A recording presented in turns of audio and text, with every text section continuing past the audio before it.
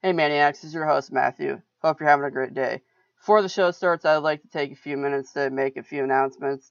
First, I would like to mention that we are on all major podcast platforms now.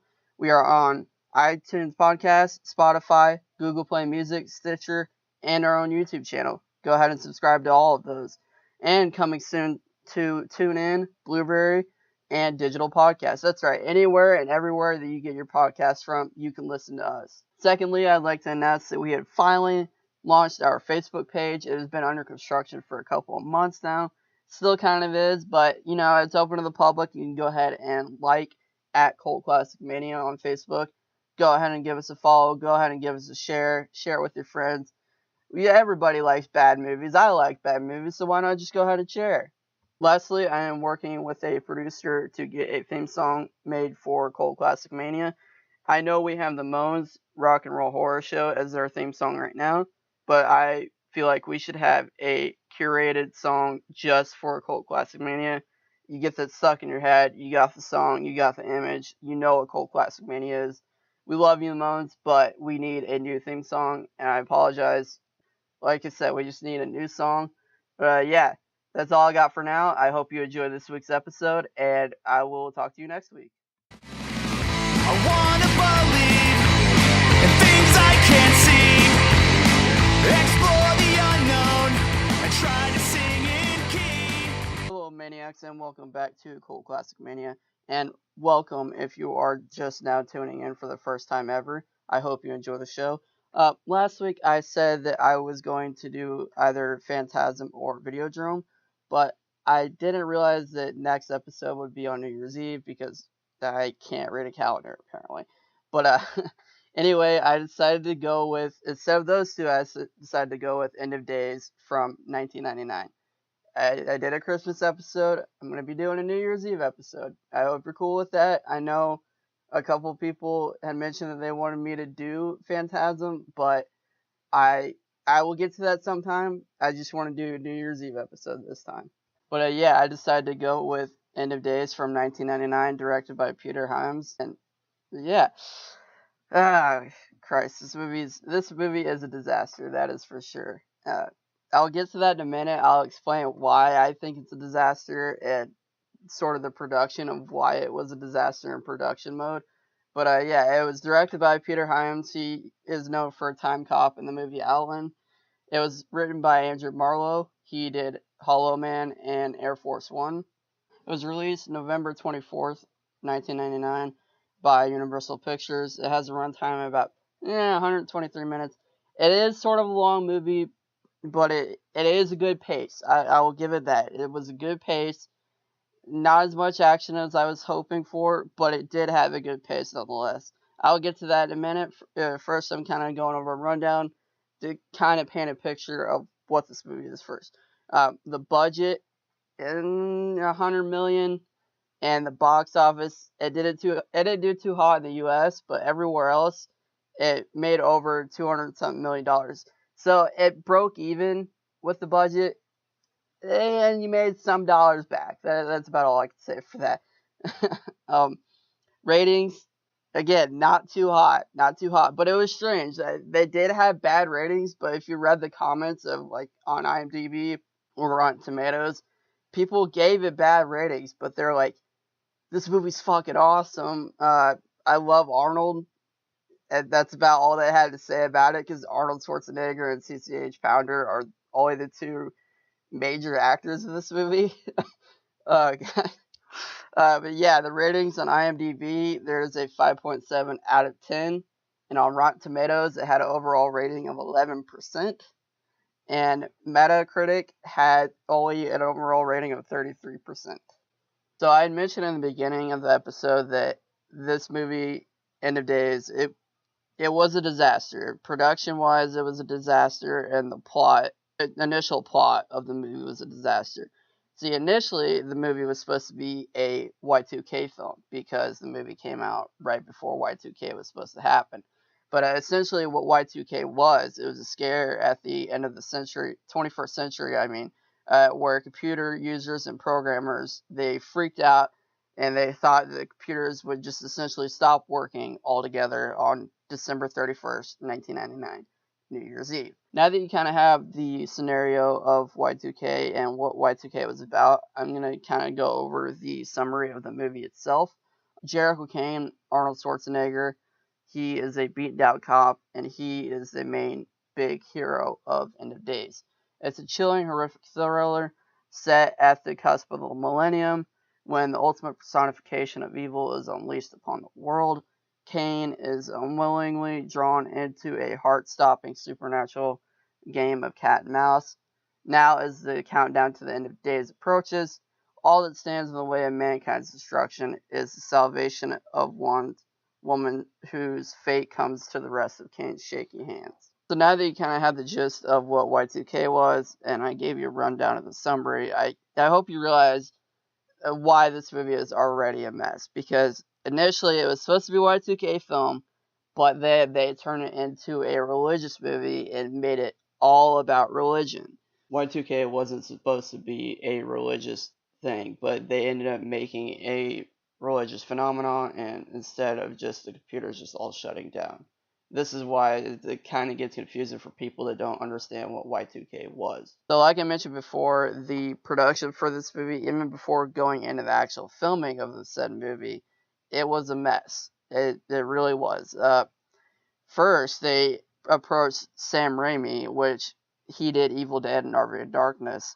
And then they also approached Guillermo del Toro at the same time. And both of them were approached to do this movie, and both of them turned it down. That was probably a good career move on their part. And then Marcus Nispel, he was approached to do the movie, but like I said, this movie has a lot of plot holes, and they didn't really understand how to approach this movie. And Marcus is just like, dude, there's a lot of writing problems, and a lot of things need to be changed before I want to do this movie.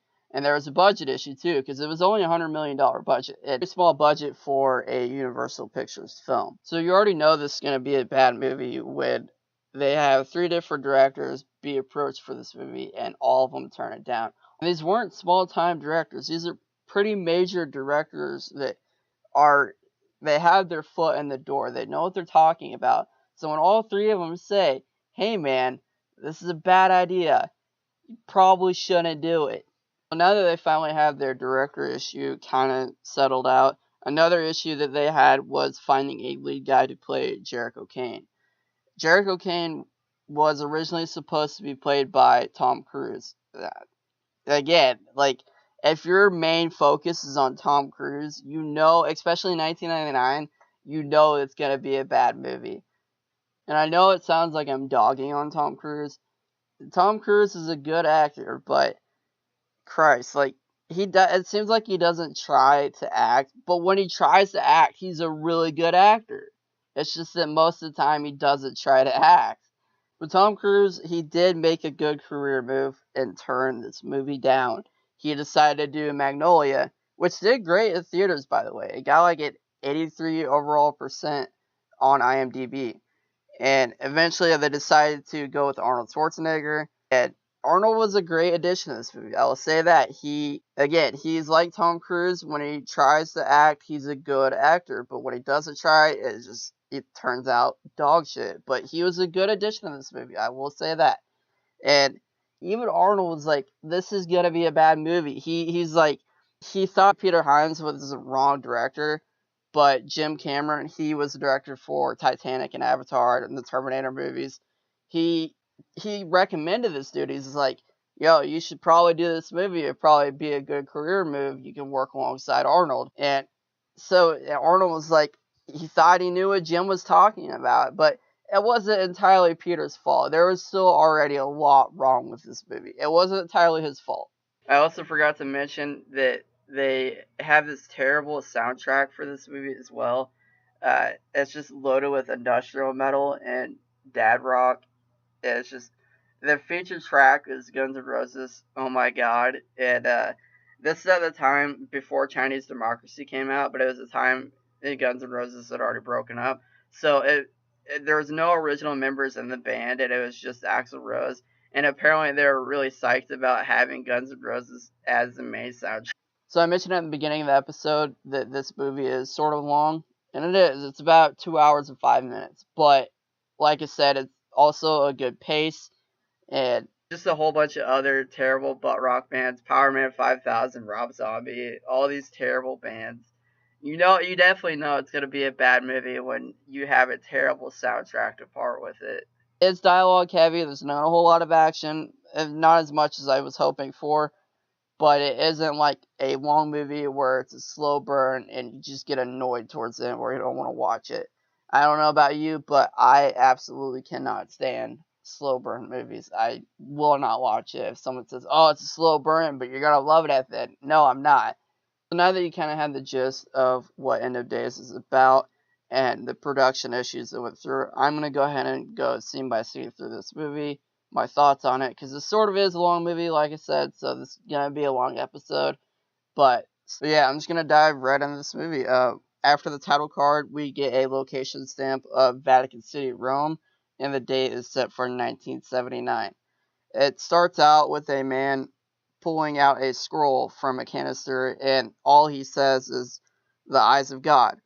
And he goes to see his holy master and explains the entire prophecy, explaining that a young girl must be protected and to not be harmed because they are a woman of faith. And after he explains to the master about this prophecy, it immediately cuts to a woman giving birth.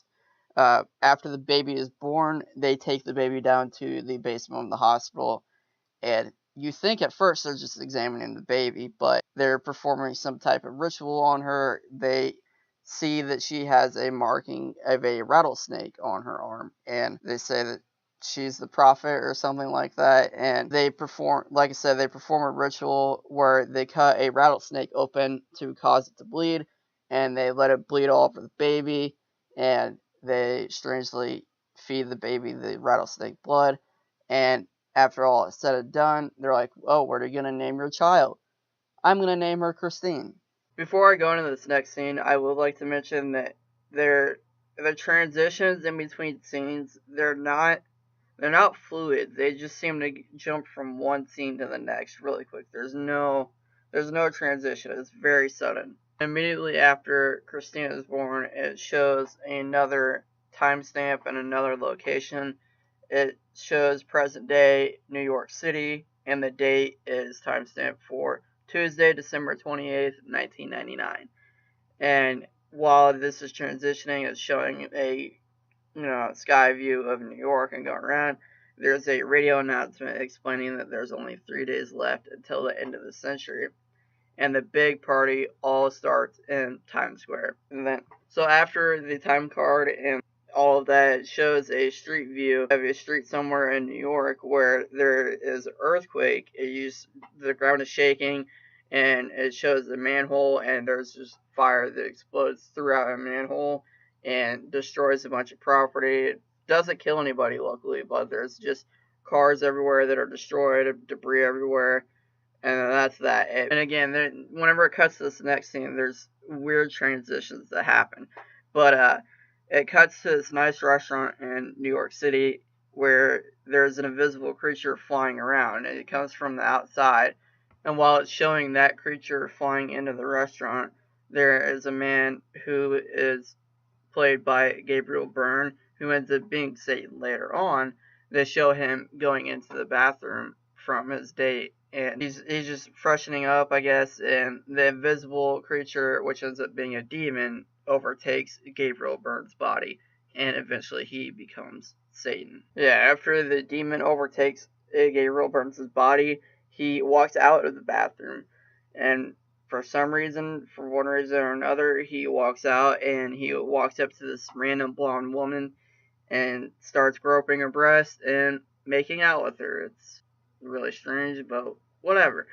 After that, he walks out of the restaurant, and out of nowhere, the restaurant just blows up into pieces. After all this happens, we get another time card.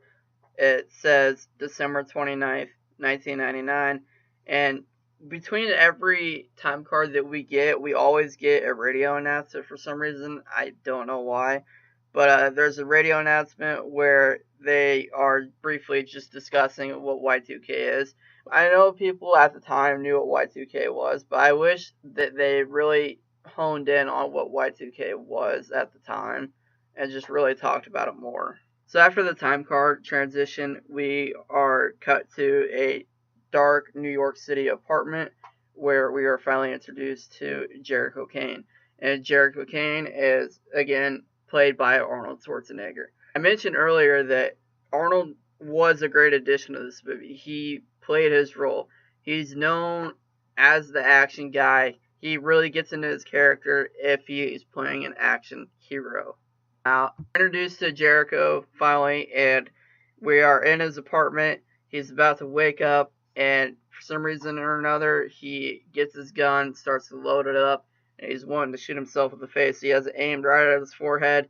Before that happens, his partner Bobby, who is played by Kevin Pollock, enters the room, and he's trying to cheer him up. He's trying to get him up. Opens the blinds, gets the light in his face. He's really annoyed, and they finally show like a full view of Arnold at this point, and he's really into his character. He's supposed to be a disheveled ex-cop, well, not in his prime really, and he's got the full beard, he's got the full mustache, he's really into it.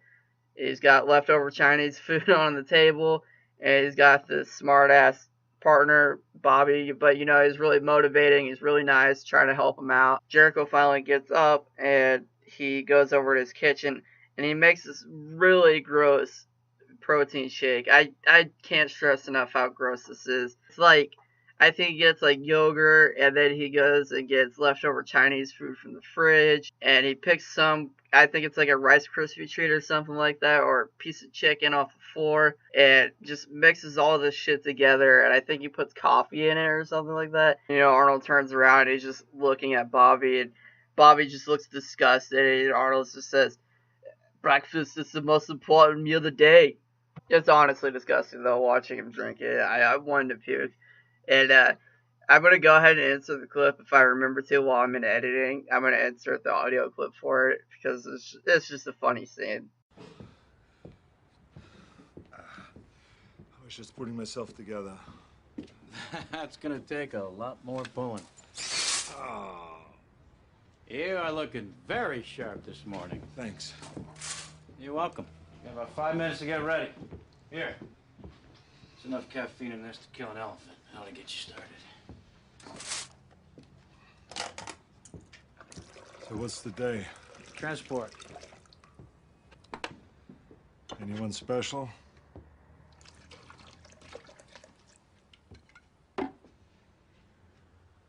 Now, just some Wall Street scumbag. Why the hell does he need all this protection? Well, I guess he fucked with some people that didn't like being fucked with. Personally, I like scumbags. They pay better.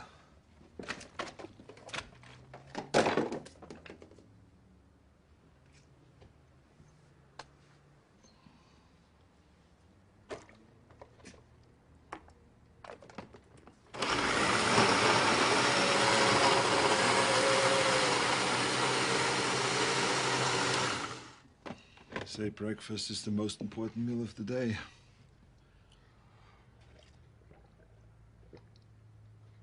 Oh, I'm good.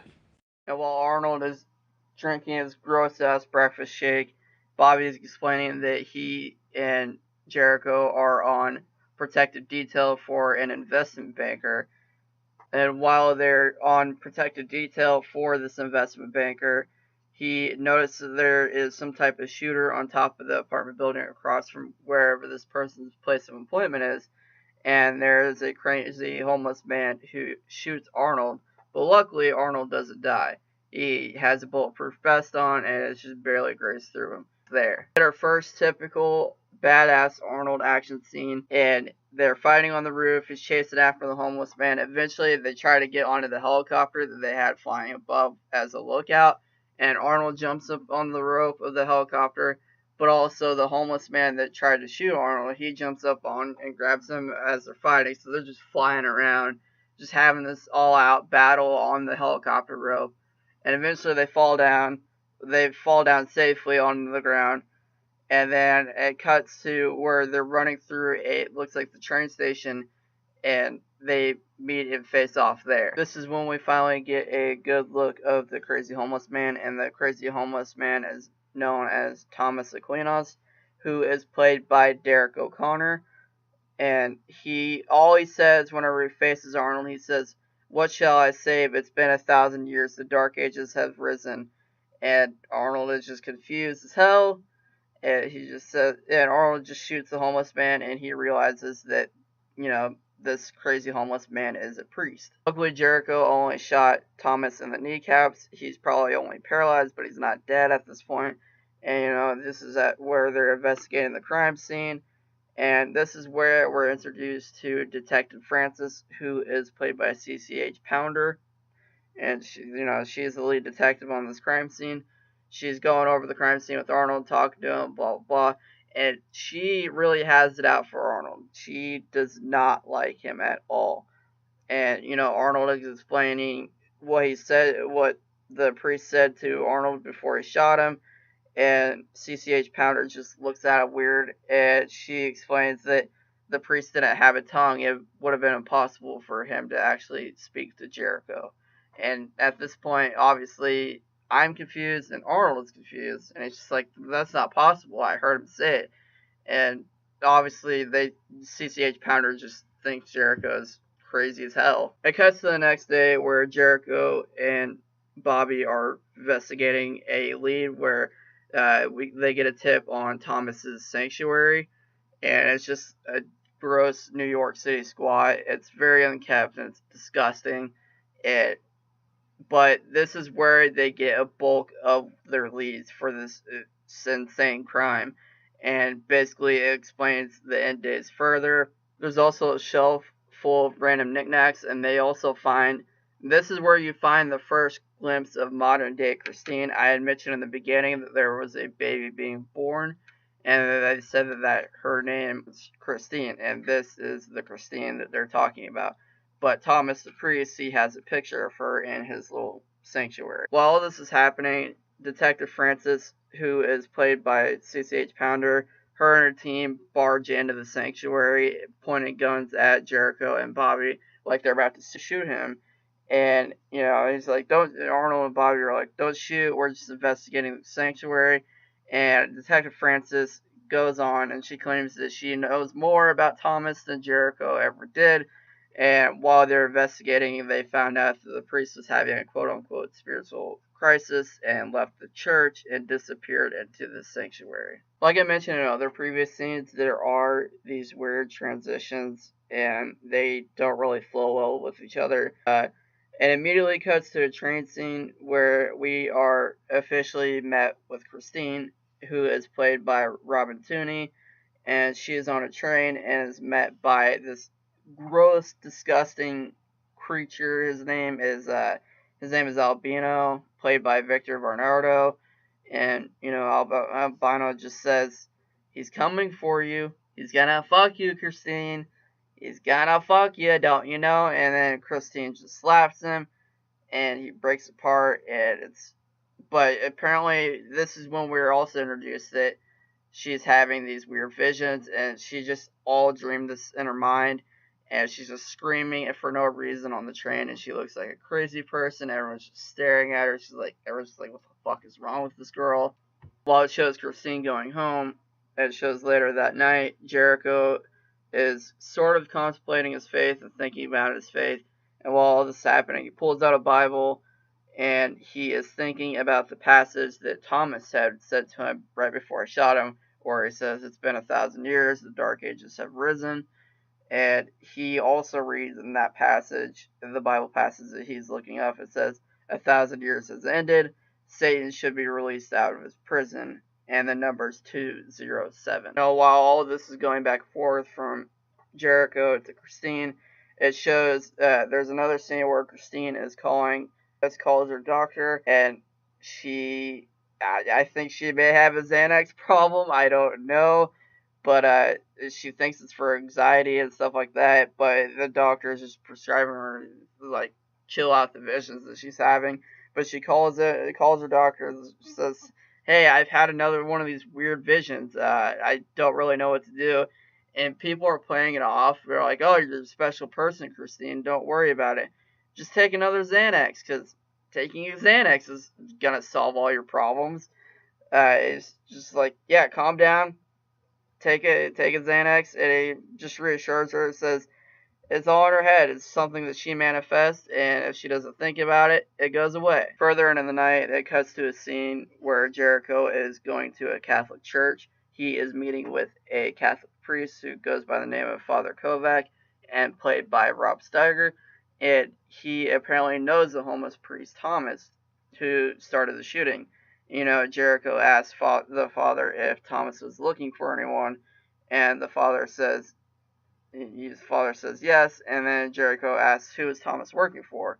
Father Kovac explains that it was God. And Jericho is not okay with this answer. He's like, that's crazy. He's just a crazy religious guy. But the father goes on and says, did Thomas ever tell you about this girl? And Jericho is just like, yeah, I know, but I found pictures of her. And it goes on. Father randomly goes off, do you believe in God?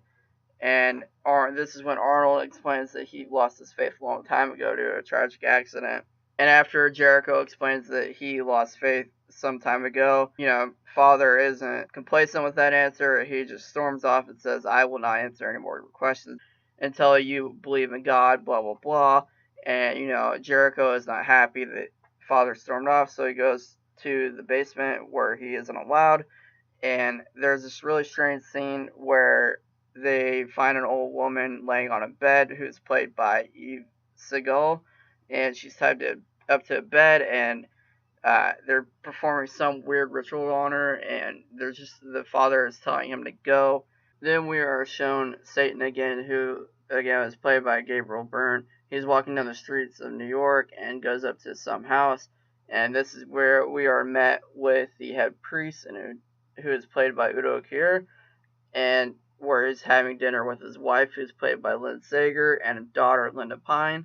The head priest introduces Satan to the daughter and wife, and then there's this really weird sex scene. It's a threesome between Satan, Sager, and Pine, and Satan's powers are overcoming the daughter, Linda Pine, and apparently this weird threesome that is going on is just all in Christine's mind. She's just having another weird vision. Christine wakes up screaming from her vision, of course, and after it terrifies her because, it's Satan having sex with two other women. It's gonna freak you out. It's just a weird dream to begin with, but whatever. She's screaming, her stepmother runs into the room. Her name is Mabel, and she's like, I heard you screaming, Christine, are you okay? She's like, I had another freaky vision. I'm not sure if I'll be okay, blah, blah, blah. And again, like, they're just playing off her crazy schizophrenic, like, visions. Like, it's nothing. And the stepmother's just like, oh, you're a special girl. There's no need to worry. You don't need to worry about having these visions. It's just like, thanks for the validation. So there's another time card transition where it says Thursday, December 30th, 1999, just letting you know that it's closer to New Year's Eve. And again, with every time card, we get a radio announcement, and there's a radio announcement saying, the National Guard is on high alert as time grows closer to New Year's Eve. That way we have a special and safe New Year's Eve. And while this is happening, it cuts to Satan, who again is played by Gabriel Byrne, and he's going into the hospital and to pay a visit to Thomas, the homeless priest. And this is where we get our first official kill. He says something threatening to Thomas, and eventually it's an off-screen kill, but they show afterwards, and every kill that Satan commits, he always hungs the person like Christ on a cross. So just imagine Thomas hanging from a hospital ceiling, and he has him tied up and his arms out like Christ was sacrificed on the cross. And that's, of course, when we get our first kill. It transitions into Detective Francis meeting with Jericho and Bobby to investigate the murder. The coroner is examining the body, and he notices that a message is carved into Thomas's body, and it's the same message that he said to Jericho before he shot him. 1,000 years have ended. Satan should be released out of his prison. 207. And out of nowhere, Thomas comes back alive while they're examining his body. And while Thomas is coming back alive, another guard that's in the room, he freaks out and just on impulse, he just bam, shoots Thomas. So again, poor Thomas is killed again.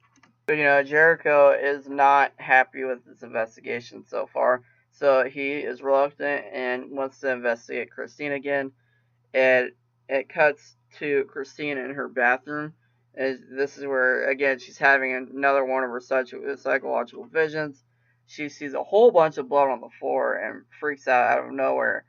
And then it randomly cuts to a bunch of men in suits who are chasing after her. And she runs and she goes to hide in her closet. And they went ahead and find her, they grab her. She ends up kicking one person in the face. Awesome fight scene. But they end up getting her, they end up holding her down on the bed, and they're performing some weird ritual on her again. And one of the men that's performing the ritual on her says, "I command you, Almighty God," and establishes her as, like I said, in some form of ritual. And then he says, "A Christ, a true shepherd, unholy demon, forever, amen." But Christine, luckily, she gets away before she is stabbed. And kicks him away. And while all this is happening, Jericho and Bobby are walking down the street and heading towards Christine's apartment. And they hear the screaming and immediately run into Christine's apartment. They notice the men are attacking her. Arnold and Adam go into this badass fight scene and just all out fighting, guns blazing and just punching each other. That's just another typical, like I said, typical Arnold action scene where you're wanting for it. And unfortunately, Adam, one of the men that were attacking Christine, get away. But before Adam got away, Jericho finds this necklace wrapped around Adam's neck and pulls it off of him as he's running, and it's a heart with a cross through it. While this is all happening, I forgot to mention that there was a murder where someone was hiding in a bathtub, and Christine ended up killing them. And this is where they're examining the body. And out of nowhere, Bobby just explains that Christina is an orphan and her parents were dead. And while this is happening, it cuts to Satan, Gabriel Byrne, and the head priest. And the head priest says, "I couldn't convince her to come here." And by her, they mean, Christine. And this is when Satan, he doesn't like that Christine wasn't able to come. And Satan, he punches through the priest's head and ends up killing him. So this is when we get our third kill. While this is happening, it cuts back to Jericho. Jericho goes through Christine's house explaining the necklace he took off of Adam, which was he realized it was a necklace from the Vatican Knights. And the guys that attacked her were the quote-unquote good guys. Christine's confused by this because they acted like they were going to, either attack her or rape her of some sort. But Jericho says, these are the good guys. They were your protectors. And Satan, he's outside of the apartment. It's nighttime, by the way. He's outside of the apartment of Christine's place. There's this really weird scene where he's trying to distract the cops and trying to take Christine away from Jericho. And like I said, Jericho is sort of like Christine's protector. And Satan is peeing on the side of an apartment building, and this is like his little scheme to try to distract the cops or kill them in a way. But he's peeing, and they show him peeing blood. I don't really know. And he's peeing blood, and it creates a perfect line from one of the cop cars that are staking out Christine's apartment and one of the surveillance vehicles. And he lights up a cigarette, and then he throws the cigarette down on the floor, causes the surveillance van and police cruiser to blow up. Unfortunately, Jericho's partner, Bobby, he was in the surveillance van that blew up, so unfortunately, we don't have Bobby anymore, and Bobby is killed. So one of the police cruisers that blew up ended up being right next to Christine's apartment, so it caused the entire apartment to go up in flames. Jericho is trying to save Christine by getting her out of the apartment, and it turns out that Mabel, Christine's stepmother, who I forgot to mention is played by Miriam Margolyes, gets into a fight with Jericho, and it turns out she is working with Satan, and Satan has taken over her mind and controlling her, saying that Christine needs to go with her. She needs to be with Satan and not Jericho. Jericho and Mabel get into a fight. Jericho ends up winning, smashes her head on the table, but it does end up killing her. However, once Jericho and Christine escape, Satan ends up walking into the apartment, and she says to Mabel, "You only had one simple job, and you couldn't do it." And then boom, Satan smashes Mabel's face into a glass table, and Mabel is gone. So after all this happens, Detective Francis and her partner end up catching Jericho and Christine escaping from the fiery house. And apparently Satan has also taken over Detective Francis' mind and explains that they're not trying to hurt him, they just want Christine. And, at this point, they're both freaking out because Detective Francis and her partner both have guns pointing at them. And, Jericho and Christine are both freaking out, so they don't know what's going on. And Jericho is just screaming at her, "What's going on?" And she's like, "I don't know why I'm the chosen one, but people are coming after me." Detective Francis and the officer attempt to kill Jericho, but Jericho, luckily, he pulls out his weapon and unfortunately has to kill his friend, Detective Francis, and the assisting officer. Christine, at this point, finally admits that she is seeing Satan in his nightmares because Jericho had mentioned, there's this evil man down the stairs, and she recognized Satan coming into the building. And Jericho's like, "I know you noticed that man. Who is he?" She's like, "I don't know, but I've seen him in my nightmares." And then she goes on to explain that Satan makes love to her in her nightmares every night. And I know it sounds like all of this is happening at once, and it is. Like, these scenes are very abrupt and they're very fast-paced. That's one thing I do enjoy about this movie, is that everything is fast-paced. After Jericho kills Detective Francis, Jericho and Christine go to see Father Kovac, and of course, he still doesn't answer his questions, but eventually he cracks, and Kovac says that, Christine will be safe in the house of God because Satan can't see through the church walls. I know before Jericho was trying to ask questions for Father Kovac, and Father Kovac just wouldn't answer the questions because he wasn't a man of faith. After a while, after being hesitant to answer, he just lays it all out. Like, it's so obnoxious. He just could have told him everything that he needed to know for the investigation, but he was stubborn about it and says, "Oh, you're not a man of faith, I can't tell you." But he ends up talking about what Thomas was talking about, where they're talking about the end of days and, in the book of Revelations, and the relationship it had with the number of the beast, which is 666. And it's the most unsatisfying answer, and it's just like, but you turn it around, it's 999, which stands for 1999, and the year that Satan returns. And it says that Christine has been chosen to be the one who bears Satan's child, who will become the Antichrist. And there's an unholy hour where this happens, and the unholy hour is at midnight on New Year's Eve. Kovac then explains, a way to destroy Satan. He says, "A kind heart could kill evil. You can defeat Satan if you just use a kind heart." Jericho's finally satisfied with Father Kovac's answers, and, he leaves Christine there because that is their protector. And he goes off, and it cuts to the scene with him and Satan. And this is where we learn that, Jericho lost his wife and daughter because they were killed by a bunch of burglars. The Saint shows him a flashback of his daughter Amy, played by Renee Olstead, and his wife Emily, who's played by Denise Lewis. Satan is going on, and Satan is trying to convince to Jericho that Satan is a good guy. Jericho isn't cool with that, and Jericho shoots Satan, but obviously Satan can't die from normal everyday weapons, and it shows that the bullet is just absorbed into his body. And this is where we start getting characters that come back alive into Satan's powers. And I remember that I mentioned that Bobby had blown up from the surveillance van, and Bobby comes back alive and is used by Satan.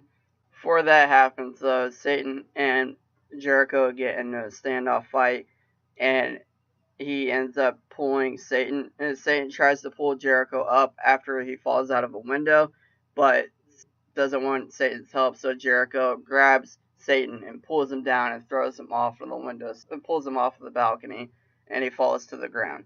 But he looks and he notices that Satan's body is gone because you can't kill him, he lives on forever.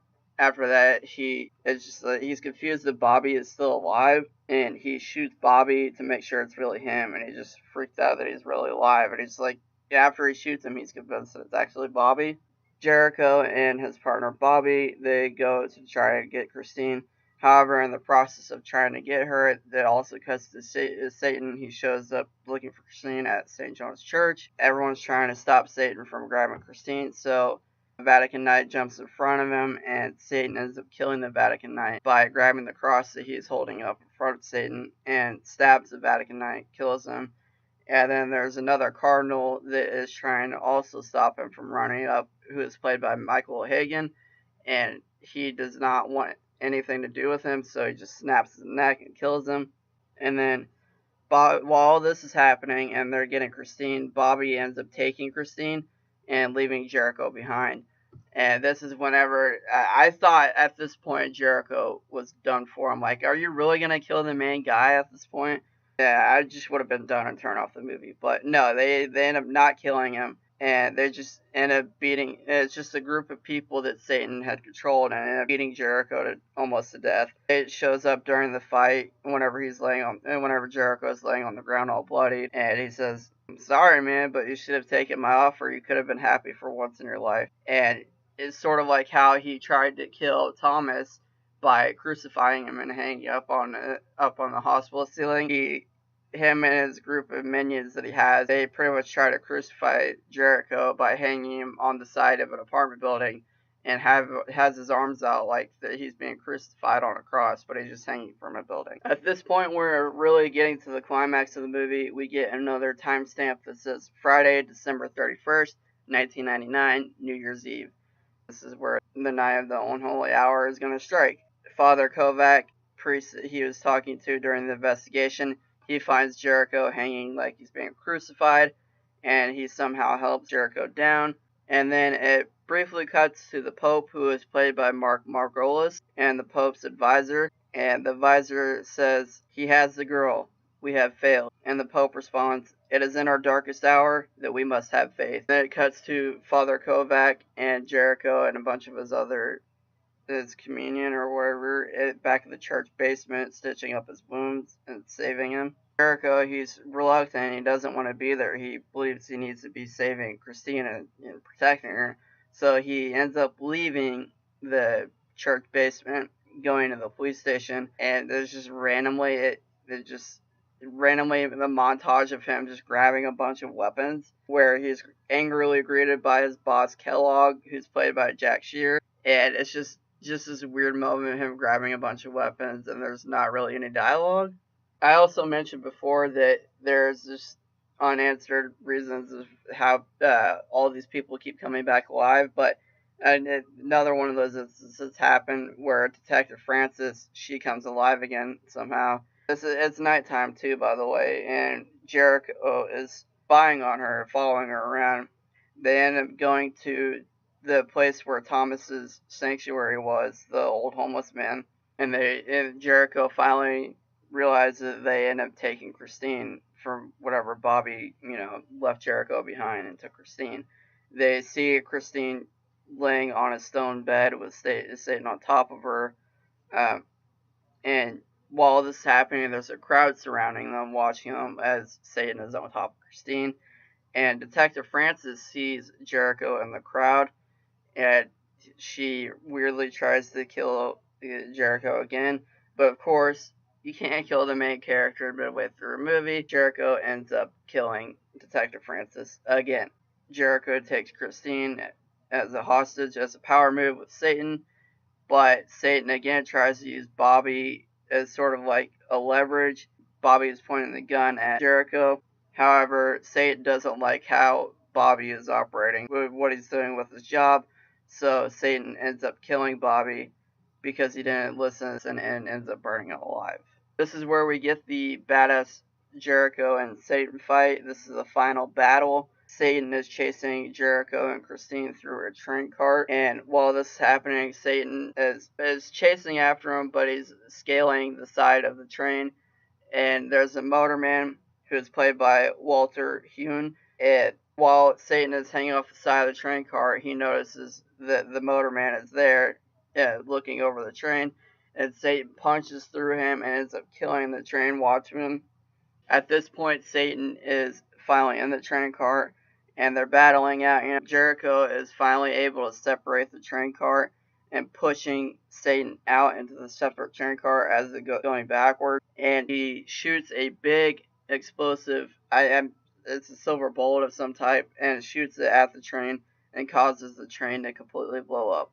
Now, you think at this point, Satan is dead because he's burning up in flames. But they show a gross, burnt up body lying on the ground, and he's just pulling himself back together as his gross burnt body, and you can see the insides of his body. It's really good CGI work, especially for 1999. And this is when the evil demon spirit escapes Satan, and then there's a timestamp that randomly cuts to Times Square. It says that it's 11:51 p.m., 9 minutes till midnight.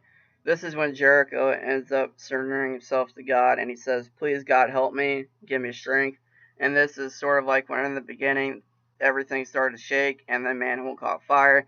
This is what happens in the church, and then the church catches on fire. It shows the demon coming alive, and the demon tries to attempt to take Jericho's body, but because he surrendered himself to God, the body can't take in the demon. And he looks up to God again, though, and he says, "You died for nothing. I'm just buying time." And then this is when Jericho ends up killing himself by jumping onto a statue where the statue is holding a sword, and he ends up jumping onto the sword, and the sword ends up going through Jericho's heart. By him doing this, it caused the demon to fully be released from his body, and Jericho ended up sacrificing himself like God sacrificed himself. And that concludes The End of Days. I mentioned in the beginning that this movie is a disaster, and I still do think that this movie really is a disaster, plot-wise and production-wise. And I had mentioned that in the reviews that people were writing, they were giving it bad stars, but they were saying it's still a badass action movie. And you can think that's fine. You can think that it's a badass action movie, but you need to add a little bit more to it. You can't just have all these flashy fighting action scenes and think that it's a good movie. From my point of view, the way I review movies and the way that I look at them, I like a movie to have a sort of type of substance or any type of plot. There's so many plot holes in this movie, and the writing of it was poor. It was poorly done, and I feel like it could have been a lot better had they not, tried to change so many directors. All the people that had problems with it, they could have just sat down and said, "Hey, there's a lot of issues with this writing, and we can make an awesome action movie because we have the key guy. We have the biggest guy in Hollywood right now. We got Arnold Schwarzenegger. We got him as our lead guy. What can we do with this?" And they just ended up totally ruining what could have been an awesome action movie. So that wraps up my episode of End of Days. My conclusion to it, definitely not a way to celebrate New Year's Eve if you're wanting to go out with a bang. I definitely don't recommend this movie. A good concept in theory, but poorly executed. That'll be all for this week's episode. And next week's episode, I plan on doing a Chuck Norris movie. I haven't narrowed it down yet, but I'm either deciding between Invasion USA or Firewalker. I will be putting up a poll on our Facebook page allowing you to vote either between those two movies. Go ahead and like us and go ahead and vote on which movie you want to see. But yeah, go ahead and follow me on all social media. You can find me on Instagram at Cult Classic Matthew, and also follow our Facebook page at Cult Classic Mania. Like always, I would like to give a big shout out to the Moans for allowing me to use their song Rock and Roll Horror Show off their album From Underground. And with that being said, I am your host Matthew, and this has been another installment of Cult Classic Mania. See you next week. I wanna